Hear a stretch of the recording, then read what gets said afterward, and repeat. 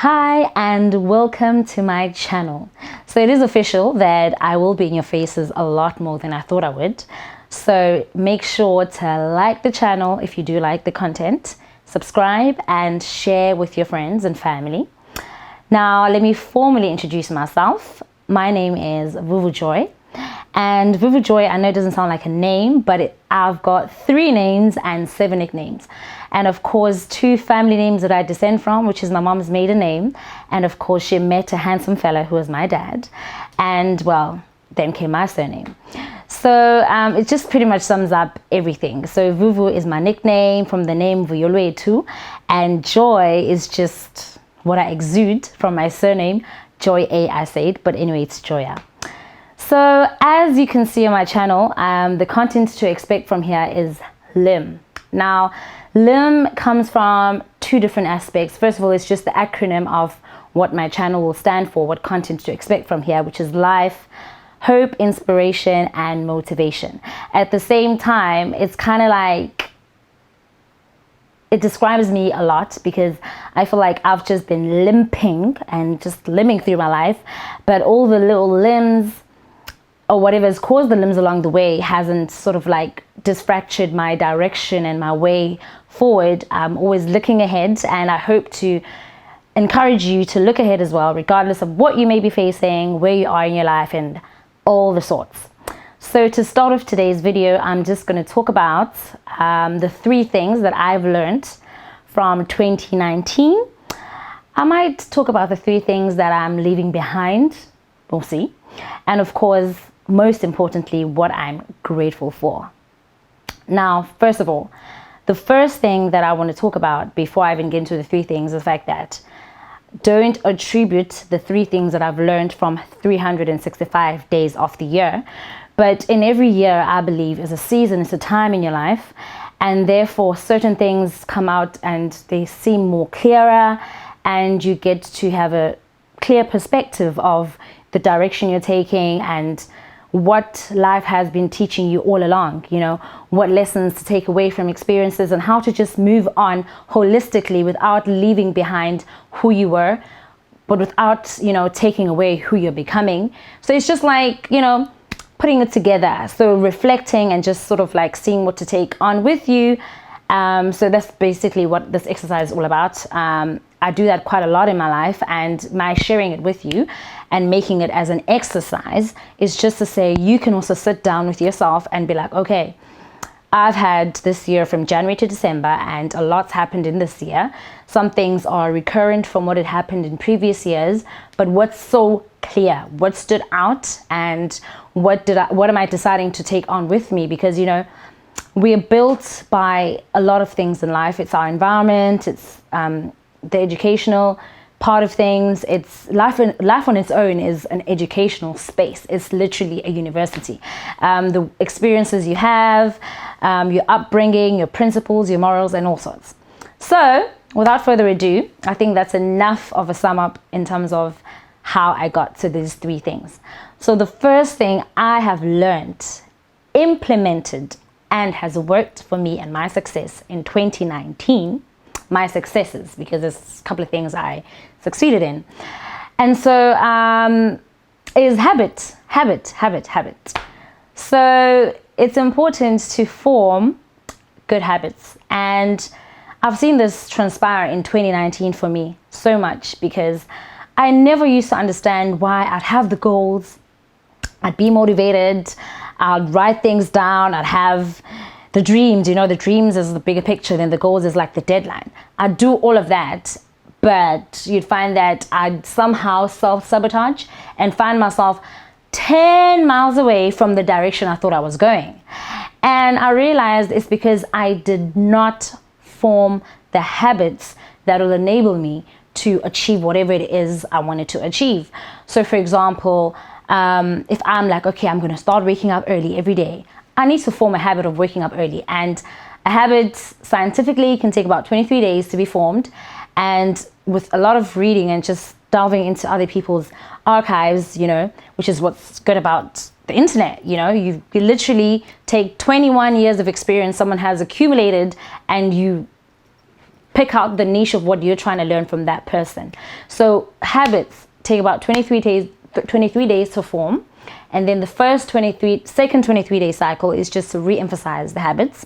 And then the third 23-day cycle is where it's solidified. After this, I don't care whether you struggled with something for 10, 15, 20, I don't know, however many years you've lived and struggled with this thing.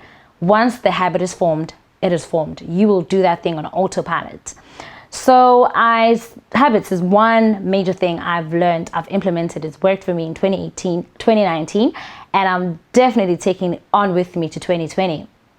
The second thing I have learned and I'm taking on with me to 2019 is commitment. Commitment. Yes, commitment. So waking up at 5 o'clock every day takes commitment. But going to the gym and committing to it when it's cold outside, when it's raining, when you've got a long day at work, when you just sort of like feel like your day is already so much gym already, and still thinking and not talking yourself out of going to the gym was the major thing for me. But I was like, what, if I've decided I'm going to go to the gym. So commitment says to me that regardless of the weather, my day's activities, and whatever else, regardless of anything else, I am going to go to the gym if I've planned to go to the gym. So this has yielded me so much great results, and it's made the whole experience so exciting, because when you do things because you feel the endorphins and the excitement in your veins to do it, it's easy, it's okay, we can all do what we like and when we feel like it.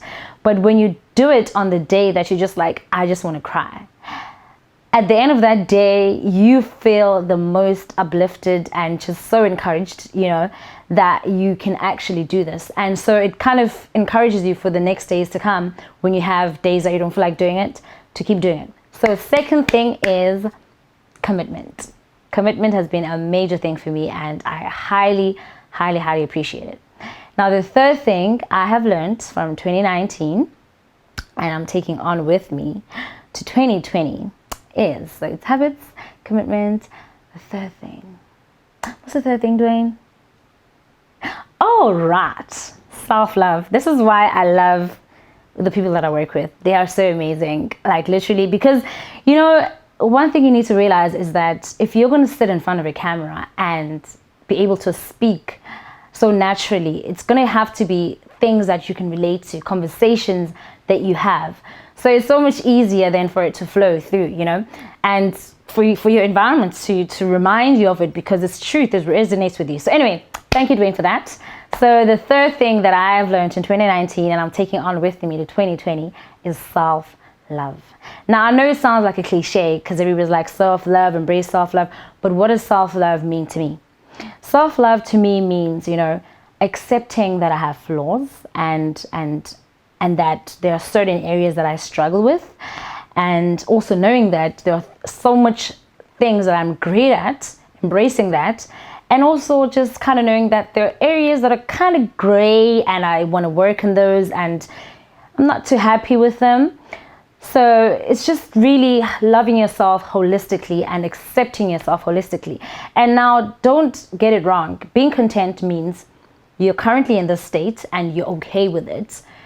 Not that you're okay with it because you're settling for it, but you've made peace with what's happening right now. And then by being content in that, that's okay. But then at the same time, in your contentment, you look ahead towards, this can get better, this can improve. And that's how you kind of sort of find the balance of loving yourself through the struggle, instead of just like pushing yourself down when things are not going so well or not going according to your plan. So I've just learned to love myself holistically, working on the areas that I'm working on, accepting the things that I can't change, i.e. my nose. I know it's a silly thing, but yes, I've come to accept and love my nose.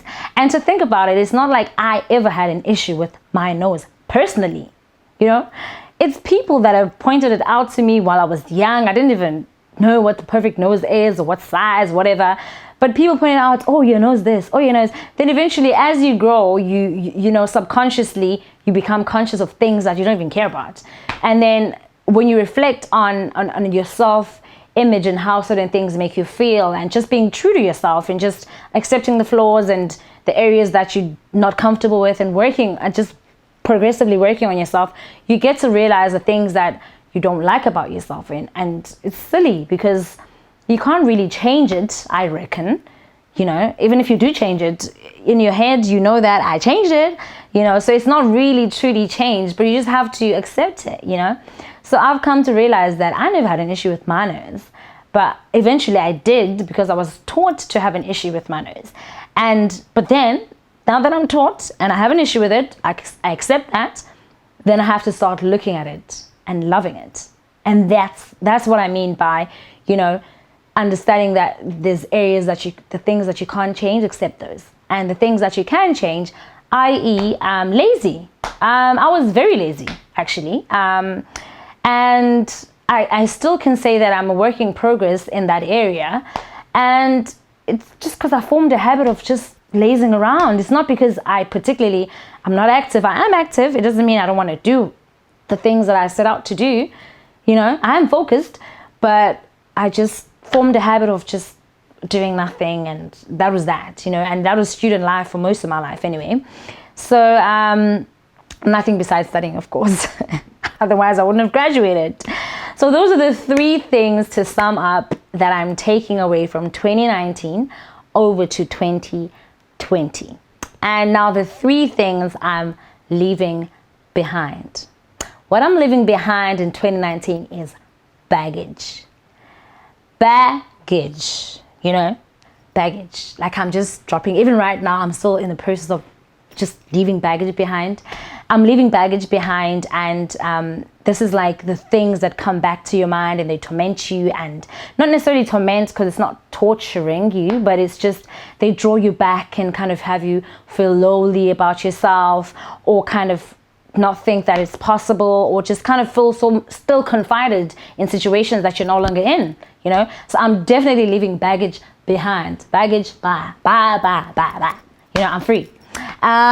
Leaving the baggage behind of whatever's happened in the past. Whatever's past is past. That's that. I've taken the lessons away from it, which is great, and that's what I'm choosing to build up this mold that I am, my character, and whatever else that is trash, not attributable to me, I'm leaving that behind. Baggage. The second thing I'm leaving behind in 2019 is unrealistic expectations.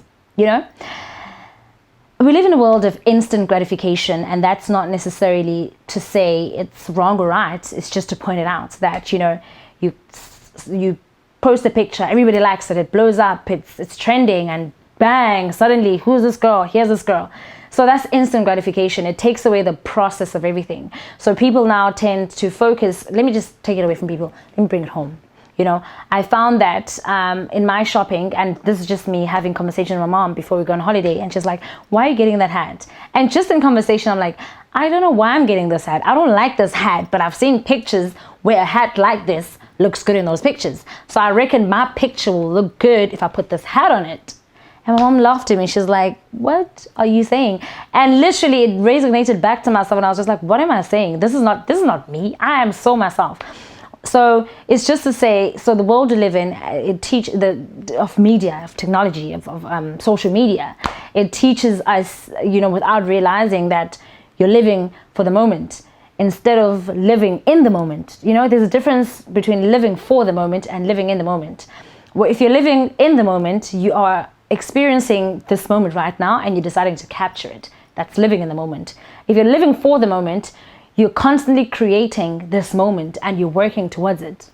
How are you working towards a moment? Anyway, that's the second thing I'm leaving behind in 2019. It is unrealistic expectations. Understanding that there is a process in life, and my process might not be the same as your process. My process might be, 10 stages, and your process might be 3 stages. It might be 1 stage, but it all depends on your journey, where you're headed at, and ultimately the product that you are, you know what I mean? And it's not to say a quick product is not as valuable as one that takes long. It's just to say things are made differently, and we all are made of different molds, you know. So that's the second thing I'm leaving behind in 2019. What's the third thing? The third thing I'm leaving behind in 2019 is what? It kind of relates to the whole thing of unrealistic expectations, but it is definitely a different thing. And that's just to say, like, putting on certain, or rather should I say, I'm leaving behind normality. That is the best way to put it. So I'm leaving behind, you know, how a person or things are deemed to be normal is when they study a general study of societal behaviors and certain, and obviously with parameters and, you know, designed, you know, society is just a system that is designed, and when you're normal, you're functioning within that system the way that it should, and things work out. But then I'm sorry to say, not sorry, it then just produces a lot of mediocre people, because you don't go for your dreams. You kind of just settle for what is set for you to be your dream, rather than you setting your own dream. So that's one thing I'm leaving behind: normality. So if they say at 30, for example, rather society says at 30 I need to be married, this and that. No, if I am married, if I found love, and well, God's timing was like, bro, do the thing, and the guy went to the knees and did the thing, then, and it's before I was 30, wow, awesome. It happened before I was 30, because it's meant to be a study of certain behaviors and just what generally happens and goes around. It's not meant to be a definitive of this is normal, and then if it's not, you're abnormal. So what I have learned is this, that what is not meant to be will not be. All right. So no matter how much you force it and you try and make it work because it's what's normal, and what if it's not going to happen, it's not. So rather you just leave societal norms behind. Norms, that's my other nickname. Leave societal norms behind. And okay, that stems from my name Namonde. Anyway, so leave societal norms behind. That's a lesson from me to me. And just go with the flow and the rhythm of your life. But be in the flow and the rhythm of your life, and connected to the source and the rhythm and the flow of your life. You feel?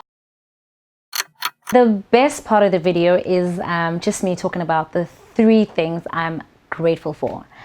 Firstly, just my family. I'm so grateful for my family. My siblings are the most supportive people, and you know, people that just love you unconditionally. My mom, oh my goodness, I could go on forever. I'm so blessed. And honestly, just my family isn't just my family as in like my biological family. I've got a church family that loves me so much, and that is so lovely to know and call them my family. I've got friends that have become family and who always were family to me, and of course I'm very grateful for that. I'm grateful for my family. And another thing I'm grateful for is the renewal of relationships. You know, certain relationships in my life that had crumbled due to, I guess, time, and just they were meant to crumble, I reckon, because sometimes for something to be molded and remade and to be restructured, when it doesn't have a great structural form, it needs to go back to mud. You know, like I'm thinking of a pottery now, you know, it needs to go back to mud mode, and then you repot it out. So I'm grateful for those relationships that have been restored with family, you know, friends, and just obviously one other thing I'm grateful for is just that the third thing, how well I've readjusted out of my comfort zone. You know, I was in South Africa for like 3 years, and well, that was an experience on its own that I'm grateful for. And moving back to the UK now, and just, you know, finally feeling like I found my feet and I'm moving on and things are going well, and I'm getting used to the environment again, reconnected with certain people, and just enjoying life as it comes. And honestly, this is just a bonus one, the unexpected things, the things that are, as the word of God says, you know, it says, I am able to do exceedingly abundantly and above all that you can ask or think, according to the power that worketh in you. So the Lord is able to do those things. So these are the things that I never thought or wasn't thinking of them happening or crossing my path, and they just follow me. So I'm definitely grateful for those. Those are just bonus things that happen as you flow in the rhythm of your life. And honestly, thank you so much for watching up to this far. You clearly have enjoyed or somehow found some entertainment in seeing my face. So do subscribe and be on the notification gang. So whenever I upload a new video, you'll be updated and you will be able to watch the video straight away.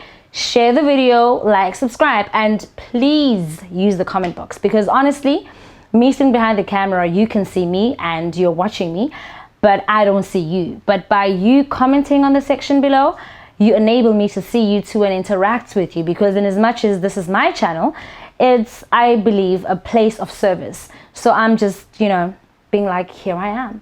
And therefore, I would like to incorporate things that are of interest to you within the scope, of course, of what I'm about, which is LIM. Life, hope, inspiration, and motivation.